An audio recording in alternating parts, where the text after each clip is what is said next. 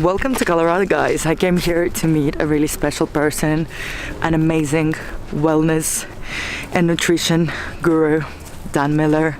He's a renowned coach and guide, helping people to overcome their challenges in life and become successful and healthy and happy. He's actually a guide on our platform awarenow, and I cannot wait to introduce you to him so you can get a sneak peek of what he's all about and yeah, just a touch of his magic. So let's meet Dan. Hey, it's me. Yeah, it's him. Catch Dan, who's always traveling and like always on the move. So I got really lucky that I got a second to talk to him. So yeah, Dan, why don't you start and tell us a bit more? A bit more about me, or a bit more? I'll tell you how I work. So all these guys out there are saying, you have to do this, you have to take this supplement, you have to go to the gym, you have to have big muscles because muscle burns more fat, you have to go on this specific diet, and if you don't, you're gonna break yourself. And I thought, you know what, after years of research and years of reading all of the material on every side, the keto side, the fasting side, the high carb side, the low carb side, the high fat side, the low fat side, I thought, does any of it make total sense that one way is the only way? And what if we just forgot some things? So what I teach people is that we forgot some things. We forgot that we're mammals and we're very adaptive. We're a highly adaptive species, but not really in the short term. So our DNA adapts, but it's not quite ready for some of the things we've been doing in the last 50 or 60 years.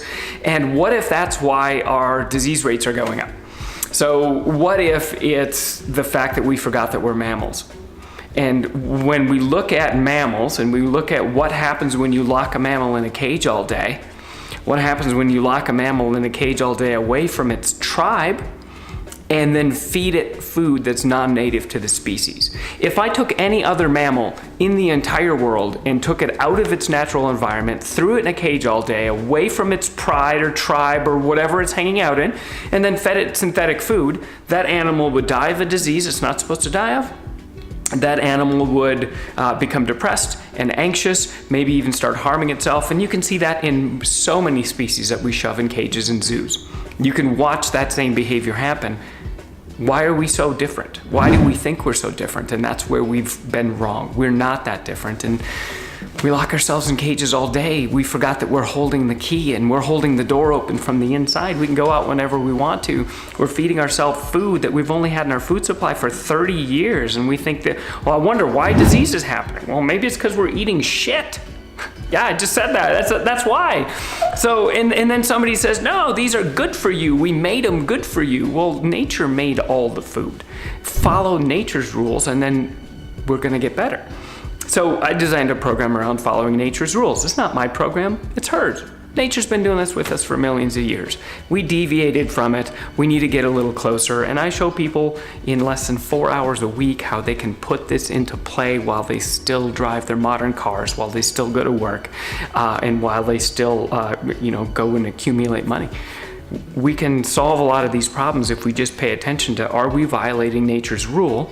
And can we just find a way to not violate it? I don't know, like, how about you, but like I feel a lot of that resonates with all of us, you know, who are kind of like stuck in cages, eating shit food, and not taking good care of ourselves.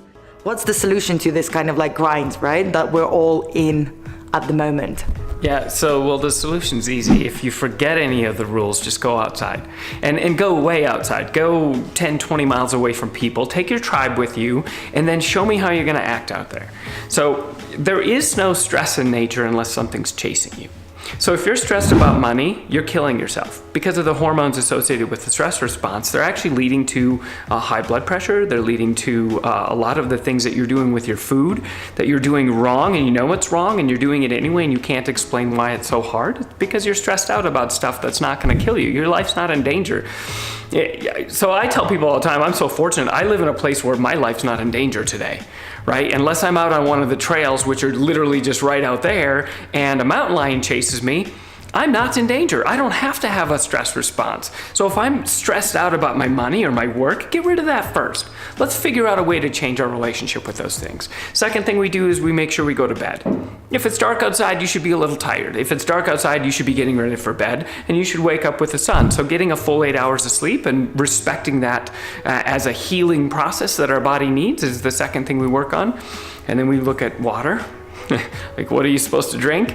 Well, if you spend 2 weeks out in nature with your tribe, the only thing you're going to drink is water, unless you brought something synthetic with you. So hydrate with water. The other stuff is fun, but you shouldn't probably be drinking it every day. And I just sent out an email today, and it's a reminder, like if you have a dog and you're not giving your dog coffee in the morning to wake it up, do you think that's so healthy for you to do that every morning? Do you think that's hydration, or are you just using it because you're a drug addict and you're addicted to caffeine? So we can solve a lot of these problems with food too. All you have to do is ask yourself, is this found in nature? If you're going to be in the middle of the woods and you can't find it, or the middle of the jungle or the middle of wherever, and you can't find it, hint, Cheerios are not wild in Africa. There's no migration of Doritos. There's no red vine tree that you can just go get red vines. I'm not saying those foods should be avoided completely. I'm saying they shouldn't be a part of your daily food supply. So single ingredient foods that you find in nature is how we eat. I mean, the solutions are right there in front of us, and we've forgotten because somebody said, no, if it's in this box and it says heart healthy, it's gonna be heart healthy. And a lot of that's a lie. That's not how we've been eating for millions of years. We just did that in the last 50 or 60. So stop listening to what the people selling you something are selling you, and start asking yourself, would I do this with my dog? Would this happen to me if I lived out in the woods? And you guys, this is a rule that we forgot a long time ago. Nature's rule on food is if you want to eat, you got to move. That's just how it works. And now I have a magic device, you guys. I have a magic device right here that I can dial up Indian food and have a stranger deliver it right now. And that might not be the healthiest thing if I haven't gotten off of my couch today. So if you want a better body, you just have to move. You don't have to run all day. You don't have to go join a gym. Just move your wiggly little meat suit. I always tell people about 10,000 steps a day. That's how we used to probably migrate around or move the goat herd that we were tending to. And then on occasion, sweat. It's that simple. Sweat sometimes, get cold sometimes, get uncomfortable a little bit. The anti-fragility that comes with that leads to a stronger human being. That's the list. Get a tribe and act like you would if you were out in the woods. Just do it while you live in these things and have a job. But the big thing is stress. Stress is killing more of us than we like to admit because it's leading to lack of sleep. It's leading to lack of exercise. We're eating dirty, dirty donuts for breakfast, which, by the way, are deep fried birthday cake. We're eating deep fried birthday cake for breakfast, and we think that that's okay because we're just trying to get fuel in, and we've forgotten about the raw materials part of food. So it's not that tough. Just if you forget any of what you're supposed to do, what you've done for millions of years of evolution, just go outside. Spend a couple of weeks out there and tell me how that goes, because that's how you should try to mimic living here in this. Yeah. Wow, that was your crash course from Dan, right? If you're not inspired now, guys, I don't know what else is gonna help you, but anyhow, that was pretty special, right? I think all of us can relate to that. I think that's all applicable to our lives. We all can get something really, really important from that, you know, a lesson, you know, just like something to inspire us to actually move our wiggly meat suits. I really like that. And the reality is, it is kind of simple, right? And just like simplify your existence. I kind of think that is. Yeah, it's really, the big thing is just realize how lucky you are. If you're watching this video, you're lucky. You're really lucky because, you know, I think it's a UNICEF number, 25,000 people on this planet die of starvation. That's a problem. And I tell people, I coach people not to overeat, how to lose weight from not overeating synthetic food, and there's people starving to death on this planet. How lucky are you that your problem is, I eat too much? I mean, that's a really good problem, and it has it's a way easier solution than somebody starving to death in a country where they can't access food. So if you're watching the video, I say you're already really lucky. What are you stressed about? If your life's not in danger on a daily basis, right, then you shouldn't be stressed. You should change your relationship with the things that that you think are a problem. I'm stressed because every time I go to Starbucks, the line is too long. Oh, poor baby. Seriously, that's your problem today? How about realizing that you're lucky to get Starbucks today if that's your deal? Like, I don't drink that kind of dirty coffee. I just don't. So I drink a French press in the morning that I make here at home with the best beans from Caveman Coffee ever. So, yeah, I mean, why would you stress out about that? Why would you stress out about money? If you want more money, go make more. Or if you don't have enough, stop spending so much. There's always some solutions out there where we can change our reaction to. We're lucky, you guys. It's simple. It is. We overcomplicate it because at some level the human being craves conflict. And I don't have conflict right now, so I'm going to make it myself. So I get a little bit of that. I feel alive because I have conflict. And we don't need that. And it actually ends up killing us in the long run. Yeah. Awesome. Awesome. I love that.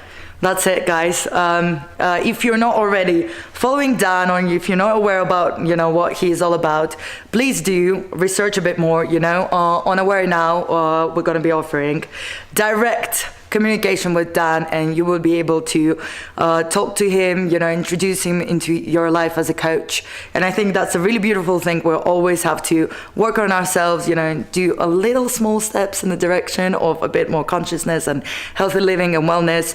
And what a beautiful thing if you can work hard, enjoy your life, and actually stay healthy. Yeah. So I think that's the inspiration for today. So thank you for staying with us. Thank you, Dan, for your time. I love you guys already, and I don't even know who you are yet. So if you want to hang out with me, let's hang out. We'll do some fun stuff together, and we'll make you a happy, healthy human. And that's what this whole life is about. I want to live a long, healthy life, and I want to be happy the whole time. There you go. And I'm going to tell you right now, you're not going to be happy if you die like my dad did.